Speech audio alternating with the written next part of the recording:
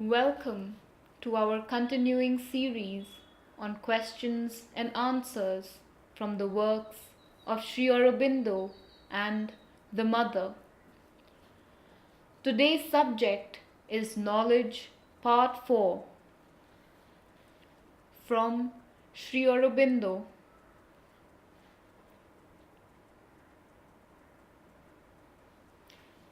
In its essence, the inner being's knowledge has the same elements as the outer mind's surface knowledge, but there is between them the difference between a half-blindness and a greater clarity of consciousness and vision due to a more direct and powerful instrumentation and a better arrangement of the elements of knowledge.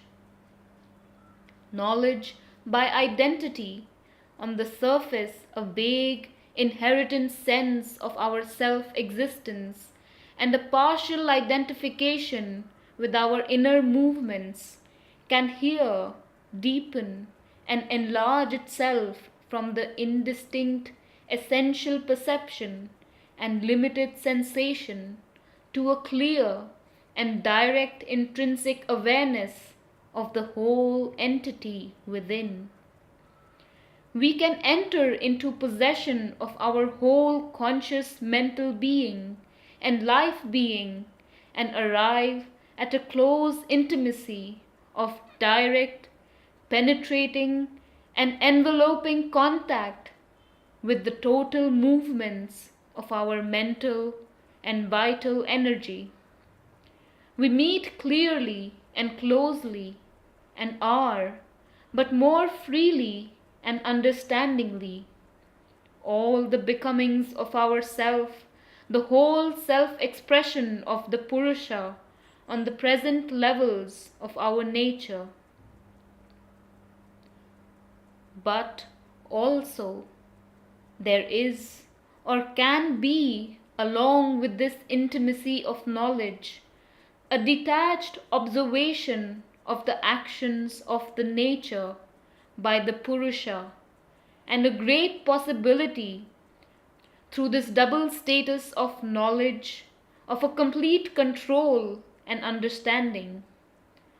All the movements of the surface being can be seen with a complete detachment, but also with the direct sight in the consciousness by which the self-delusions and mistakes of self of the outer consciousness can be dispelled.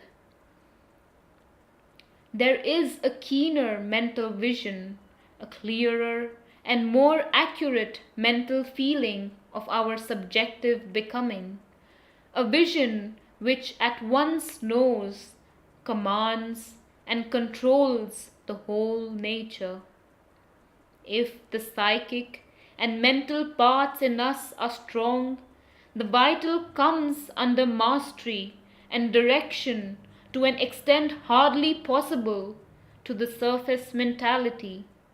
Even the body and the physical energies can be taken up by the inner mind and will and turned into a more plastic instrumentation of the soul, the psychic being.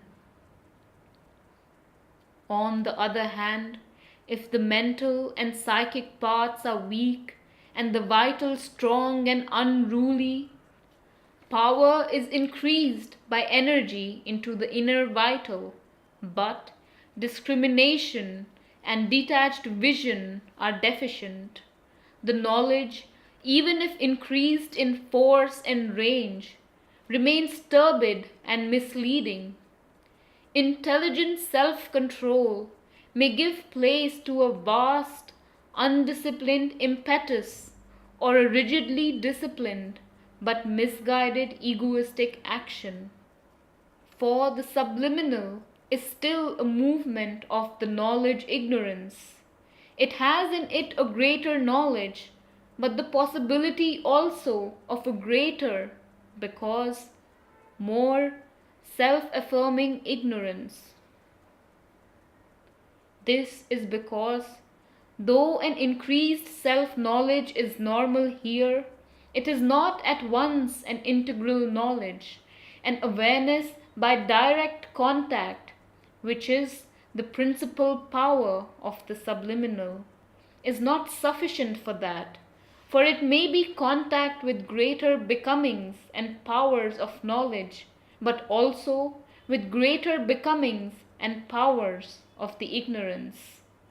It is by these means that the inner being achieves an immediate, intimate, and accurate spontaneous knowledge of persons, of objects, of the occult, and to us intangible energies of world nature that surround us and impinge upon our own personality, physicality, mind force, and life force.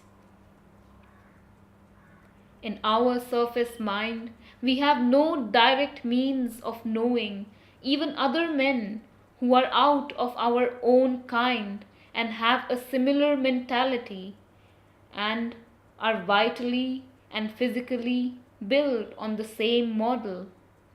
We can acquire a general knowledge of the human mind and the human body and apply it to them with the aid of the many constant and habitual outer signs of the human inner movements with which we are familiar.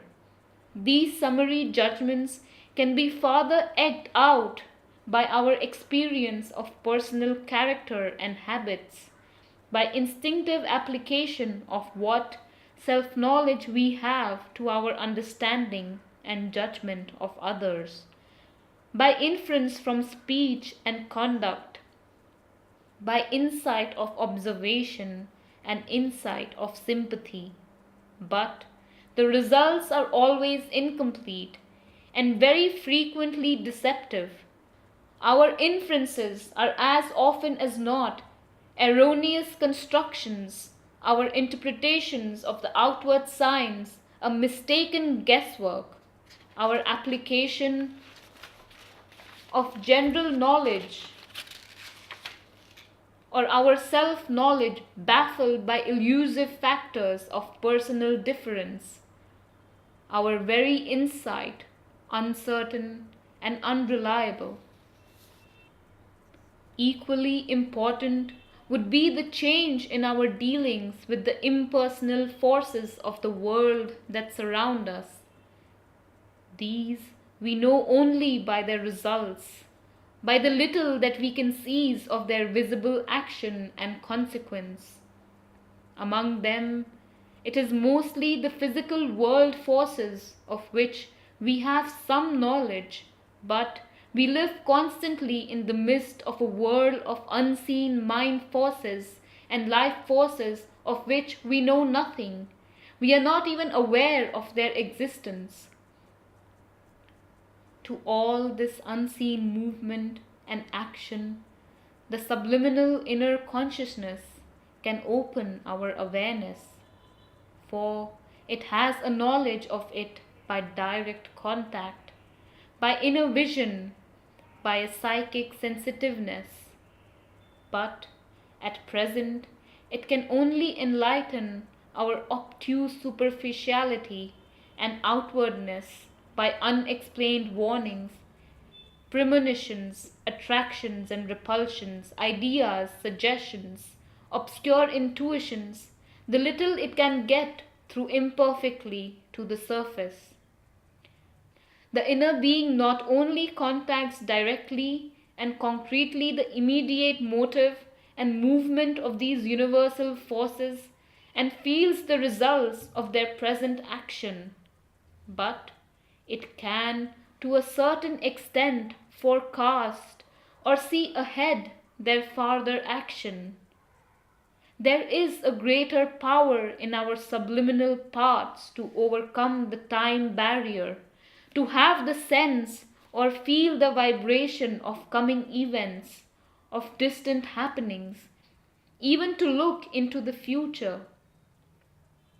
It is true that this knowledge proper to the subliminal being is not complete, for It is a mixture of knowledge and ignorance, and it is capable of erroneous as well as of true perception, since it works not by knowledge by identity, but by a knowledge through direct contact, and this is also a separative knowledge, though more intimate even in separation than anything that is commanded by our surface nature. But the mixed capacity of the inner mental and vital nature for a greater ignorance as well as a greater knowledge can be cured by going still deeper behind it to the psychic entity which supports our individual life and body.